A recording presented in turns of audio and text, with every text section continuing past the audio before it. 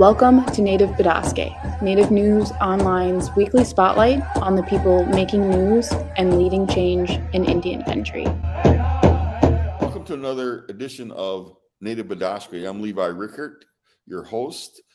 I am with a special guest today from the Yukon, and she has an interesting story to tell about her son's hair being cut about 10 years ago. But why we're dealing with this subject today is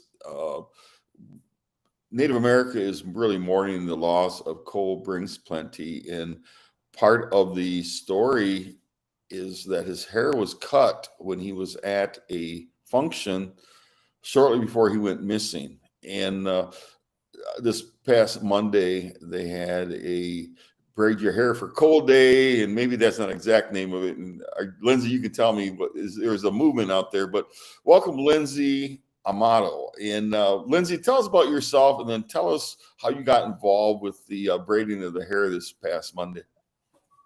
Yeah, hi. Carcross Tagish for inviting me here to speak today. My name is Lyndsay. My Tlingit name is Heath. I'm traditionally from the Carcross Tagish First Nation here in the Yukon, but I live and work in Treaty 4 and the home of the Métis Nation, Regina, Saskatchewan. The Braids for Coal movement, it's a statement of grief towards the loss of coal brings plenty. When I heard of what happened to coal, it was the day before that the movement had actually started. And I heard that coal was involved in a situation where somebody had felt the awful entitlement to cut his braids before he had gone missing. That act alone had impacted me so deeply because when my son is 13 now, but when he was young, he was 3, he was attending a day home that was run by a non-Indigenous person. And I went to pick him up one day. His hair was cut and he had really long hair. And it was such a part of who he was. And ever since then, it was like his personality had changed. And you can see that reflected in the before and after photos of him and just his personality. But it was treated as if it was like his hair will grow back.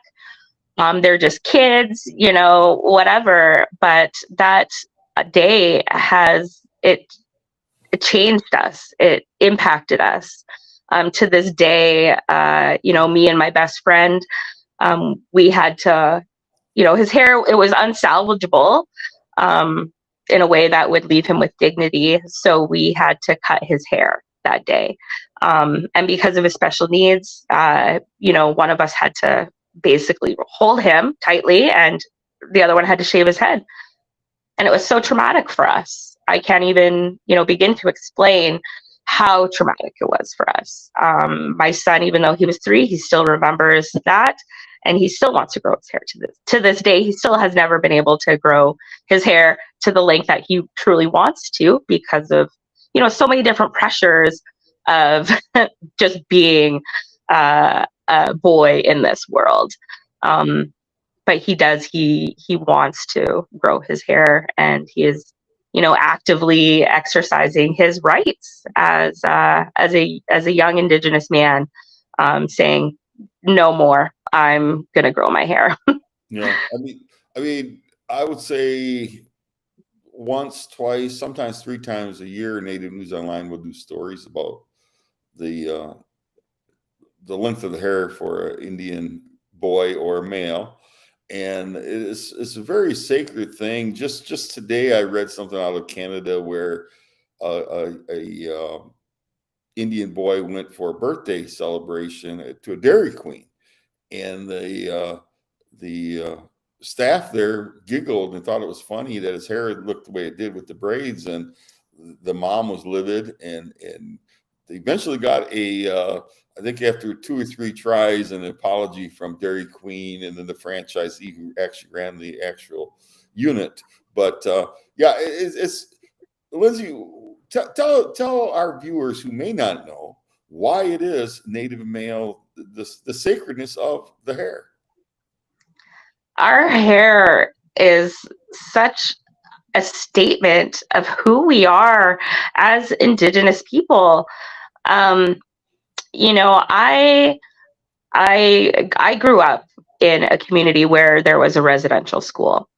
As a child, I ignorantly played in residential school rubble. And it wasn't until I grew up that I understood and truly knew the devastation and felt the pain of intergenerational trauma. And I don't use those terms lightly. I am sitting here in front of you saying that I am a traumatized Indigenous mother of an Indigenous child who had his hair cut by a non-Indigenous person who treated me like it was no big deal. That is a statement that is all too familiar to so many Indigenous people, that we have been treated, that it's just how it is, but it's not. We have rights, and our hair is a part of our body. It's a part of who we are. And when our parents, my father went to residential school, that's how close it is to me. You know, some of my friends' grandparents, they had their hair forcibly cut from their bodies as children. And that is, it's now becoming a statement of cultural reclamation. When I walk out of my house, I don't feel as safe as a person in this world when I have my hair braided as I would if I walked out of my house with my hair in a ponytail. That is how deeply that trauma is woven into my bones. And it shouldn't be like that. No. When we are walking out of our homes and you see us out on the streets with our hair braided, we should be celebrated and admired, and we should be inspirations of strength, because it takes a lot for us to take those steps, because of, you know, the things that our children continue to go through. And we do have rights as people in this world, just like everybody else. Yeah, I mean, regardless if you're Native or not, just it's like an invasion of privacy too. I don't care if it's two Caucasian people getting their hair, just going up cutting someone's hair, and even I know in the past, because we kind of laugh about in our Native community how someone will see the hair and say, "Can I touch it?" You know, who's not Native, and that's an invasion of privacy as well.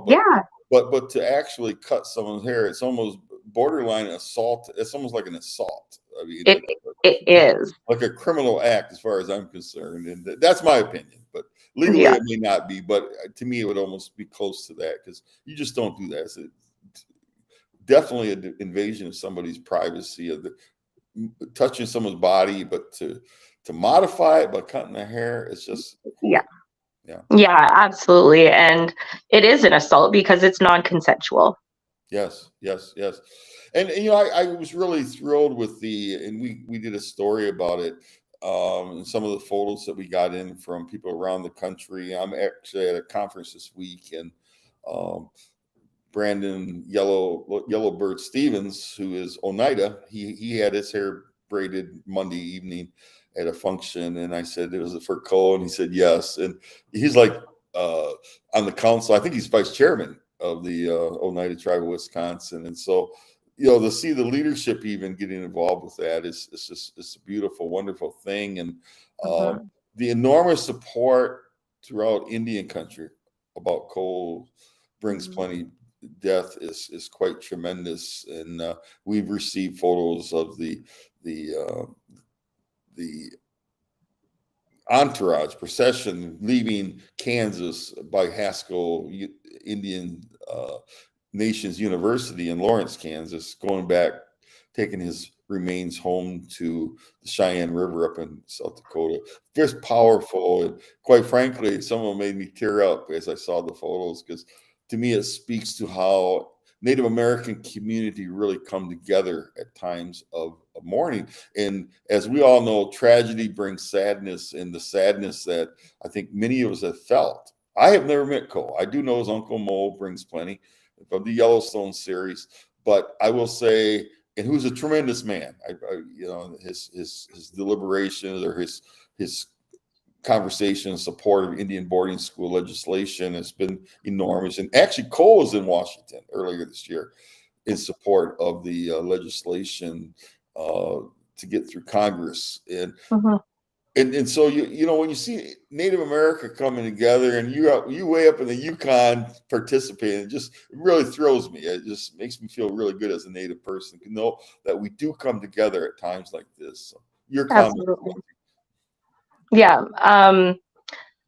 Here in the Yukon, we are really focused on educating our youth about Indigenous rights, what their rights are, and what our leaders have done to provide that for them. So that's a part of what I do.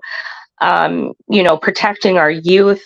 This is a reason why what happened to Cole impacted me so much, is because, I'm a teacher, I'm an educator of Indigenous youth. I'm out there, making sure that they know what their rights are, making sure that they knew how hard our Indigenous leaders worked and lobbied the government for our rights, our self-government. Here in the Yukon, we have self-government. And versus treaties and things like that, so that they know that they're worth something, that they have rights and that they are worth something. And I think that right now is the most important thing, because, there is an epidemic amongst our youth right now, and their self-worth, their self-esteem. It's tragic, and it's across the board. It's addictions, mental health, domestic abuse, suicide. They need to know that we care and that we are out here talking about it. We are noticing them, and that we're here for them. And I'm one of them. I'm going into schools. I'm using storytelling, our oral history, as a storytelling teaching tool. Explicitly teaching our Indigenous history in a way that is empowering, not minimizing. And I just think that, something that happened to Cole, we can use this as a teaching moment for our youth, because they need as much of our strength to hold them up during these times. That's very true. And beyond Cole's hair being cut and then he went missing, I do hope that his death, which we're still waiting for the autopsy. Okay, we Native News, we've received some of the police reports from Johnson County and the Lawrence Police Department, but I think there's more to the story, and as time goes on, Native News Online wants to delve into that and get more of an investigation of what really happened, who did what, when, because I think Indian country wants to know. And so often, Lyndsay, and you know this, people like to talk about what's the negative things, the bad things that happened in Native America's history. Yeah. And don't blame me, it was my ancestors and my grandpas. And no, the reality is a lot of bad things are happening to Native people right now. And you mentioned suicide, and I know Native News Online, just recently did a story on this high rates of suicide. And there again, it breaks your heart that because it's like our ancestors survived those residential schools up in Canada and then down here in the U.S., the boarding schools. They survived genocide. Our ancestors, we're still here. And the reality is, I don't think they died so that our kids have to face suicide and drug overdoses and all those negative social ills that confront our people. And what would you comment on that? I absolutely agree with you 100%. They didn't fight for us to continue to suffer to this day, for our children to suffer. And there's so much I could say about that as an Indigenous mother raising a child who is an Indigenous with a disability.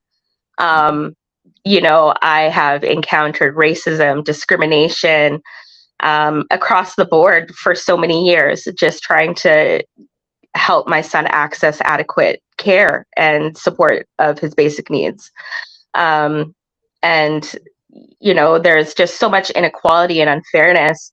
And it's all bureaucracy, and it's all, based on funding and money, and and it's really dehumanizing. It's a dehumanizing process when the care of you as a person or your children, when it comes down to who's going to pay for what and when and why, and what you're entitled to.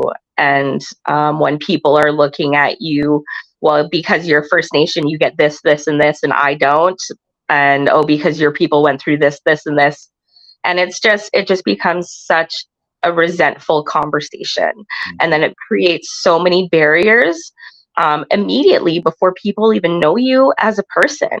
They'll look at you and they will say, oh, this person's First Nations. And then they will automatically create all these stories and judgments based on historical perceptions that they have encountered. And and that is not something that, we can take ownership or take personally. And that is why, myself, I go into schools as an educator, and I just keep talking, and I just keep educating. And I have done it in a way where I help youth identify what their values are. And my main point is our values identify who we are as people. And that is the most important thing that we can ever do. Because it doesn't matter what color our skin is or any of that. And I wish that I knew that when I was younger. And I often say that in my sessions when I go into classrooms, as I say that I wish that I had someone like me coming into the classrooms helping me identify what my values are or were when I was in grade 8 or grade 7. Because at least then I would know, when I'm like 15 or 16, being given all these weird, difficult, confusing choices, does this align with my values? Because that's such an important question. Hey, Lyndsay, I'm hoping that the Cole Brings Money case really, really does bring attention to the missing and murdered Indigenous persons, people. It's called different things. It was MMIW, we know, but it has really transitioned into, there's so many males are missing now, and some even call it MMIR relatives. But tell me this, what's the situation among First Nations with MMIP? It hits close to home for all of us. Ask yourself right now if you know of one single Indigenous person who hasn't been affected by it. I have been personally. My cousins have been. I, know a friend of mine who lost their sibling. And Lyndsay, thank you so much. Chi Miigwech for coming on today, and hope to have you back. You're doing fantastic work up there in the Yukon, keeping those youth, our Native youth. And I love what you said about values. We have got to value each other as individually. We have to value ourselves, one, but value each other and take good care of our tribal communities, because that's just so important. Chi Miigwech for coming on. Yeah, Ganesh Tish, thank you. Anytime you need me to talk or speak or anything, I'm always available. Okay. And to our viewers, Chi Miigwech for tuning in to another edition of Native Bidaské. Today's subject matter was very difficult to talk about, the death of coals bring plenty. It was good to see the Native community come together with the Braids for Coal movement that happened this past Monday. But it's a very tough subject matter. Again, thank you, Lyndsay, for coming on, talking about it, and sharing the story of what happened to your son. And to our viewers, this is an election year. I'm from now until the election, you'll be hearing me to encourage you to get registered to vote. Get ready to vote. Get your people energized. This is such an important election. And you've heard us say it, this most important election of our lifetime. Well, you know, I was at a conference this week and they actually talked about that. They said this is the most important election of our lifetime. So please get out, energize your relatives, your people, get registered to vote. And on election day or even before, some places will have early voting. So important to get the Native vote out. So Chimigwich, see you next week.